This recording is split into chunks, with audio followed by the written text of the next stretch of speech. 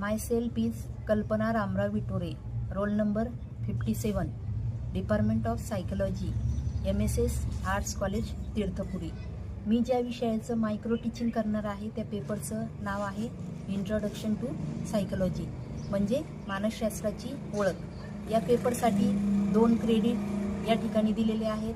50 मार्काचा हा पेपर आहे आणि यासाठी एकंदरीत टोटल 30 आवर्स या ठिकाणी दिलेले आहेत. या पेपरमध्ये 3 प्रकरण किंवा 3 मॉडेल्स या ठिकाणी सिलेबसला दिलेले आहेत. त्यामधील पहिलं जे चॅप्टर आहे द सायन्स ऑफ सायकोलॉजी. यामध्ये आपण what is psychology, definition, goal of psychology, त्यानंतर perceptive of behaviour, psychodynamic, humanistic, gestaltology, methods of psychology. यामध्ये ऑब्झर्वेशन मेथड आहे, लॅबोरेटरी ऑब्झर्वेशन आहे, नॅचरल ऑब्झर्वेशन आहे, सर्वे मेथड आहे, केस स्टडी आहे. यानंतर या ठिकाणी सब फील्ड्स ऑफ सायकोलॉजी, यामध्ये सोशल सायकोलॉजी आहे, अप्लाइड सायकोलॉजी आहे, क्लिनिकल सायकोलॉजी आहे, काउन्सिलिंग सायकोलॉजी आहे. म्हणजे या ठिकाणी फील्ड ऑफ सायकोलॉजीमध्ये मानसशास्त्राच्या ज्या काही वेगवेगळ्या उपयोगात येणाऱ्या शाखा आहेत त्या शाखांचा समावेश या पेपरमध्ये या ठिकाणी पहिल्या चॅप्टरमध्ये केलेला आहे.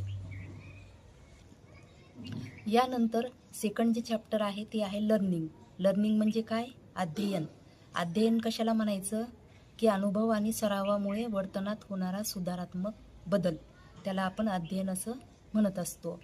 या पेपरमध्ये आपण लर्निंग ऑफ डेफिनेशन आणि नेचर म्हणजे अध्ययनाची व्याख्या व स्वरूप, आणि त्यानंतर अध्ययनाचे जे टाईप्स आहेत त्या टाईप्समध्ये टाईप्स ऑफ लर्निंग जे आहेत त्यामध्ये ऑपरंट कंडिशनिंग आहे, त्यानंतर ऑब्झर्वेशन कंडिशनिंग आहे आणि क्लासिकल कंडिशनिंग आहे. म्हणजे हे 3 लर्निंगचे 3 प्रकार आपण घेणार आहोत. तिसरं जे चॅप्टर आहे ते आहे मेमरी. मेमरी म्हणजे काय? स्मरण, स्मृती. आता या चॅप्टरमध्ये आपण definition and nature of memory म्हणजे या ठिकाणी स्मरणाची व्याख्या आणि स्मरणाचे स्वरूप या प्रकरणामध्ये आपण पाहणार आहोत. त्यानंतर या ठिकाणी मॉडेल्स ऑफ मेमरी, जे मॉडेल्स आहेत मेमरीचे ते 3 मॉडेल्स आपण या ठिकाणी पाहणार आहोत. त्यामध्ये लेवल ऑफ प्रोसेसिंग मॉडेल आणि इन्फॉर्मेशन प्रोसेसिंग, हे 3 मॉडेल्स मेमरीचे या ठिकाणी सांगितलेले आहेत. त्यानंतर या ठिकाणी टाईप्स ऑफ मेमरी आहे. यामध्ये आपण स्मरणाचे 3 प्रकार या ठिकाणी पाहणार आहोत. यामध्ये सेन्सरी मेमरी म्हणजे वेदनिक स्मृती, दुसरा आहे शॉर्ट टर्म मेमरी म्हणजे अल्पकालीन स्मृती, आणि मेमरी टाईप्स ऑफ मेमरीचा तिसरा प्रकार आहे लॉंग टर्म मेमरी म्हणजे दीर्घकालीन स्मृती. त्यानंतर आपण या तिसऱ्या प्रकरणामध्ये फॉरगेटिंग म्हणजे विस्मरण म्हणजे काय, कॉजेस ऑफ फॉरगेटिंग म्हणजे विस्मरणाची कारणं काय आहेत, त्यानंतर कर्व ऑफ फॉरगेटिंग म्हणजे विस्मरणाचे वक्र कोणकोणते आहेत, आणि तिसऱ्या चॅप्टरमध्ये शेवटचा जो पॉईंट आहे तो आहे इम्प्रूव्हिंग मेमरी म्हणजे आपली स्मृती सुधारणा आपण कशा पद्धतीने या ठिकाणी केली पाहिजे. त्यानंतर हा जो पेपर आहे तर या पेपरचे काही या कोर्सचे ऑब्जेक्टिव्स आहेत. त्यामध्ये फर्स्ट जे ऑब्जेक्टिव्ह आहे की बेसिक नॉलेज ऑफ सायकोलॉजी म्हणजे मानसशास्त्राचं जे बेसिक ज्ञान आहे ते या ठिकाणी या माध्यमातून विद्यार्थ्यांना व्हावं. त्यानंतर यूज लर्निंग मेथड्स म्हणजे या ठिकाणी अध्ययनाच्या ज्या वेगवेगळ्या पद्धती आहेत त्या आपण कशा पद्धतीने उपयोगात आणल्या पाहिजे हे एक देखील याचा उद्देश आहे. तिसरा जो उद्देश आहे तो आहे नाव मेमरी इम्प्रूव्हिंग टेक्निक्स म्हणजे या ठिकाणी आपली स्मृती सुधारणा कशा पद्धतीने केली पाहिजे या संदर्भातील वेगवेगळी जे तंत्र आहेत ते तंत्र विद्यार्थ्यांना शिकवणं हा देखील या पेपर मागचा उद्देश आहे. त्यानंतर या ठिकाणी या पेपरचे काही COS आउटकम्स दिलेले आहे. त्यामध्ये पहिलं जे आउटकम्स आहे ते आहे to understanding concept of psychology म्हणजे मानसशास्त्राची जी संकल्पना आहे ती समजून घेणं हा देखील एक या ठिकाणी COS मधला एक पहिला पॉईंट आहे.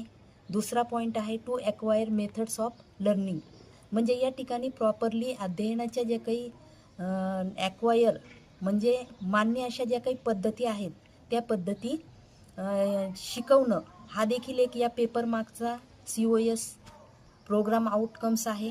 त्यानंतर तिसरं आहे की to identify methods of memory improvement, म्हणजे या ठिकाणी तुमची स्मृतीमध्ये कशा पद्धतीने आपण या ठिकाणी सुधारणा केली पाहिजे त्या संदर्भामध्ये ज्या काही वेगवेगळ्या पद्धती आहेत त्या पद्धती सांगण्याचा प्रयत्न या COS आउटकम्समध्ये सांगण्याचा प्रयत्न केलेला आहे.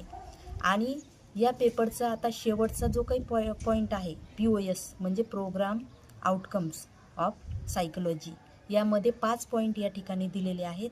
त्यामधला पहिला जो पॉईंट आहे तो आहे the student will B understanding psychological theory and concept, म्हणजे या ठिकाणी मानसशास्त्राच्या ज्या वेगवेगळ्या थिअरी आहेत म्हणजे सिद्धांत आहेत आणि ज्या काही वेगवेगळ्या संकल्पना आहेत त्या संकल्पना मुलांना शिकवता आल्या पाहिजेत किंवा त्यांनी ते शिकल्या पाहिजेत.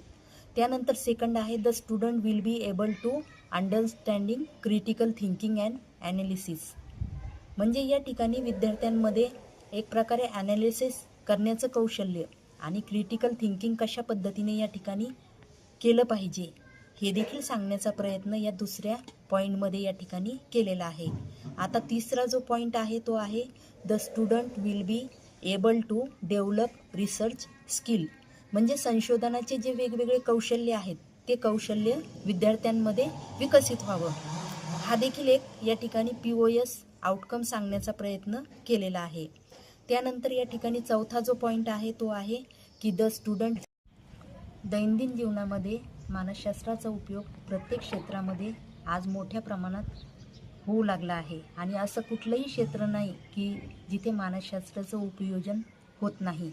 त्यामुळे मानसशास्त्र या विषय आज अत्यंत अशा पद्धतीने हा जो पेपर आहे तर या पेपरमध्ये आपण या पेपरचे ऑब्जेक्टिव्स पाहिले, COS पाहिलेत, POS POS देखील पाहिलेत आणि या पेपरमध्ये एकंदरीत 3 चॅप्टर आहेत. त्या 3 चॅप्टरमध्ये कोणकोणत्या विषयाला किंवा कोणकोणता विषय घेऊन विद्यार्थ्यांमध्ये मानसशास्त्राविषयी माहिती कशा प्रकारे विकसित केली जाईल या संदर्भात मार्गदर्शन करण्यात आलं. थँक्यू. मानसशास्त्र या विषयाचं जे चौथं POS आहे ते आहे the student will be able to learn effective communicational skills, म्हणजे या ठिकाणी प्रभावी संप्रेषण कौशल्य कशा पद्धतीने या ठिकाणी शिकलं पाहिजे हे देखील आपण या माध्यमातून या पेपरच्या माध्यमातून शिकण्याचा प्रयत्न करत असतो. त्यानंतर या ठिकाणी 5वं जे POS या ठिकाणी सांगितलेलं आहे the students will able to application of psychology principle, म्हणजे या ठिकाणी मानसशास्त्राची जी मूलतत्वे आहेत ती मूलतत्वांचा उपयोग आपण आपल्या दैनंदिन जीवनामध्ये कशा पद्धतीने आणि कुठे कुठे या ठिकाणी करू शकतो, कारण असं कुठलंही एखादं विषय नाही की जिथे मानसशास्त्राचा उपयोग त्या ठिकाणी केला जात नाही. दैनंदिन जीवनामध्ये आज मानसशास्त्राचं उपयोजन मोठ्या प्रमाणामध्ये या ठिकाणी होऊ लागलं आहे. त्यामुळे या